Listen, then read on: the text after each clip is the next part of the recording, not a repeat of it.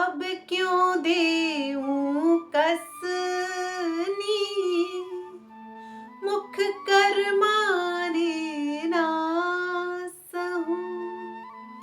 तिन कारण सबद कठिन, अपने प्यारों को क्यों कहूं।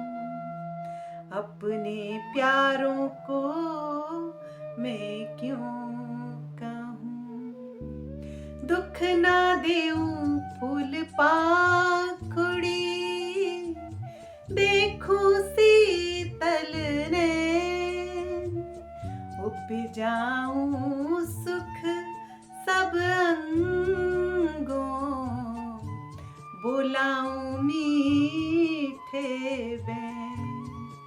बुलाऊं मीठे बैन। महामती जी कहती हैं, हमारे प्रियतम प्राणेश्वर हमें दुखी नहीं देख सकते।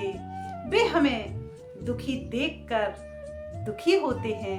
इसलिए वे कहते हैं, उन दरगाह की रूहों, उन खासल खास बंदों को मैं दुखी कैसे देख सकता हूँ, क्योंकि वे मेरी ही सृष्टियाँ हैं, वे मेरी ही प्यारी रूहें हैं।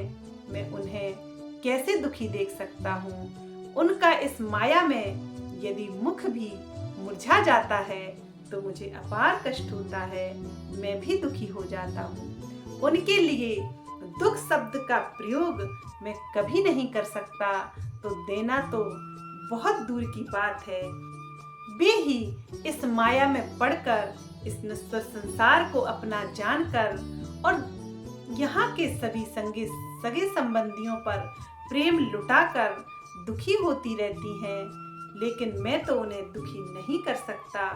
मैं तो उन्हें फूल की पंखुड़ी बराबर भी दुख नहीं दे सकता, क्योंकि वे मेरी हैं और कोई अपनों को दुख तो नहीं दे सकता ना। महामती जी कहती हैं, हमारे प्रियतम हमें शीतल नैनों से देखते हैं, प्रेम भरे नेत्रों से सदा ही निहारते रहते हैं। उनके प्रेम में कोई कमी नहीं होती है।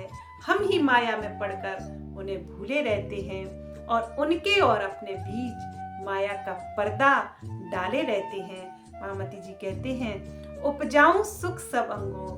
मैं तो राज जी कहते हैं, मैं तो अपनी रूहों को सुख उपजाने के लिए इस संसार में आ गया हूँ और इस इल्मे लदुन्नी को देकर उन्हें अखंड सुख का अनुभव भी करा रहा हूँ।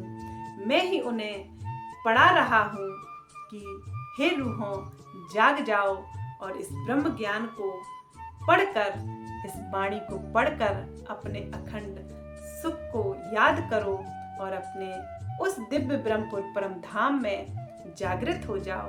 सुंदर सा उन्होंने महाराजा छत्रसाल जी को सुख वैभव और ऐश्वर्य में रहते हुए भी मन को एकाग्र करना सिखाया और कहा कि सुख सुविधाओं को उठाते हुए, सुखी रहते हुए भी मनुष्य परब्रह्म को पा सकता है, क्योंकि इस संसार के नश्वर सुखों में आसक्त नहीं होना ही यह दिव्य कला श्री प्राणनाथ जी ने महाराजा छत्रसाल जी को सिखाई और ध्यान चितवनी में उन्हें लगा दिया। उनके अनुसार कठोर साधनाओं को करने से शरीर निर्बल हो जाता है।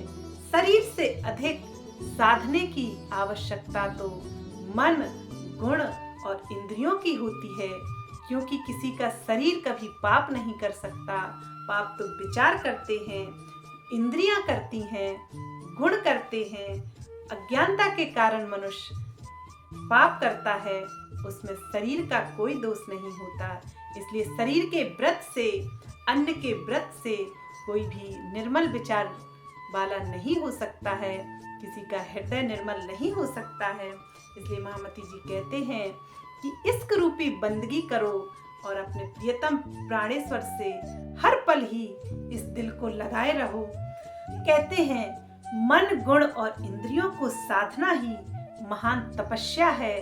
शरीर के कष्ट से, शरीर के तप से कोई भी निर्विकार और मुक्ति को प्राप्त नहीं हो सकता। यह तो एकमात्र क्रियाएं हैं जिनके अलग अलग फल हैं, लेकिन मुक्ति इनसे नहीं हो सकती है। महामती जी कहते हैं कि मुक्ति के लिए तो ब्रह्म ज्ञान रूपी अमृत और उस पूर्ण ब्रह्म परमात्मा की पूर्ण पहचान होनी चाहिए, और इस संसार में, इस द्वैत के संसार में अद्वैत धाम का स्मरण करना चाहिए और उस अद्वैत धाम की लीलाओं को समझना चाहिए और उस पूर्ण ब्रह्म परमात्मा के धाम स्वरूप लीला के विषय में पूर्ण रूप से संशय रहित होना ही मुक्ति है। वे कहते हैं हमारे विचार ही, हमारी मानसिकता ही हमें नीचे गिराती है और निर्मल विचार हमें उस आध्यात्मिक शिखर पर पहुंचा देते हैं जहां पर आत्मा मुक्त हो जाती है, अर्थात जन्म मरण के चक्र में फिर वह नहीं पड़ती और अखंड सुख में विहार करती है।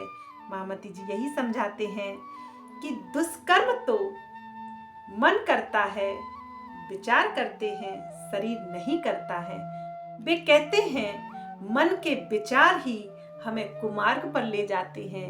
यदि मन इंद्रियां हमारी बस में हो तो शरीर हमारा कभी पाप नहीं कर सकता, ना ही वह कुमार्ग पर जा सकता है।